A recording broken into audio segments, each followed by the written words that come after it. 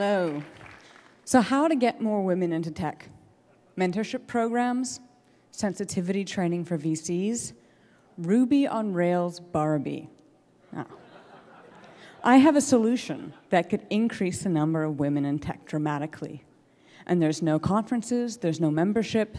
Anyone can do it, especially women. And it will allow them to be bolder and gain greater appreciation for the work that they do. My solution? If you want to be respected in tech as a woman, don't call yourself a girl. See, if we start referring to all the women in tech as women, we'll have a lot more women when we get rid of the girls. And when I say women, I mean people who have menstruated and paid taxes. If you do both, you're a woman. It's pretty simple. Calling yourself a girl may be cute and fun, but it's hurtful to making tech a better and more comfortable place for women. And I am not the only person who feels like this. There are many people out there only steps away from self-immolation. It is time to take action. But this is actually a pretty serious topic, because words are incredibly powerful.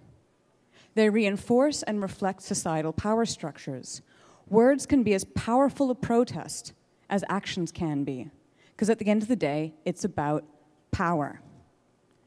When people refer to someone who's an adult woman as a girl, it implies authority on the part of the speaker. Girl is a diminutive.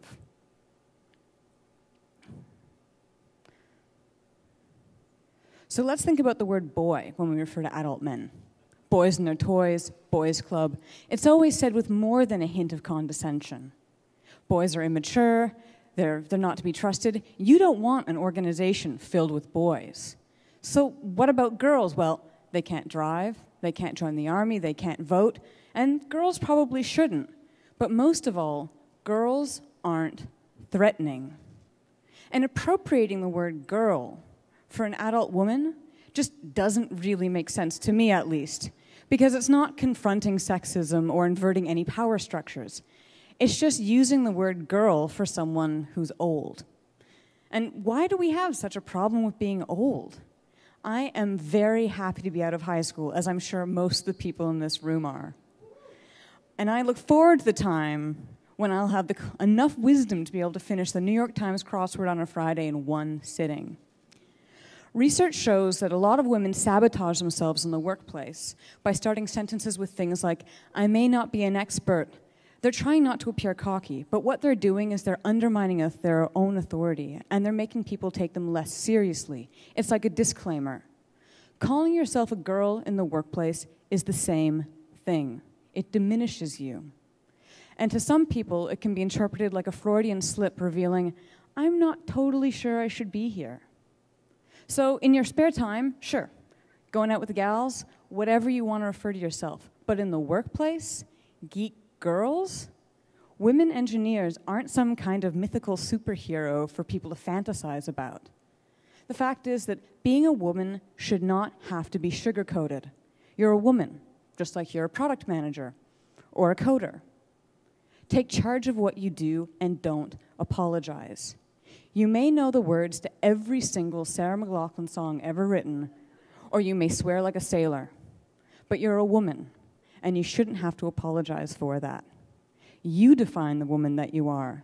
And if you're uncomfortable calling yourself a woman, ask yourself why. Because it's about taking your work and yourself seriously. Does calling yourself a girl say you're here to take charge and kick ass and take names? Does it say you're here to lead? And for all the men in the audience, you can help us out by calling us women. There are not a lot of us in tech.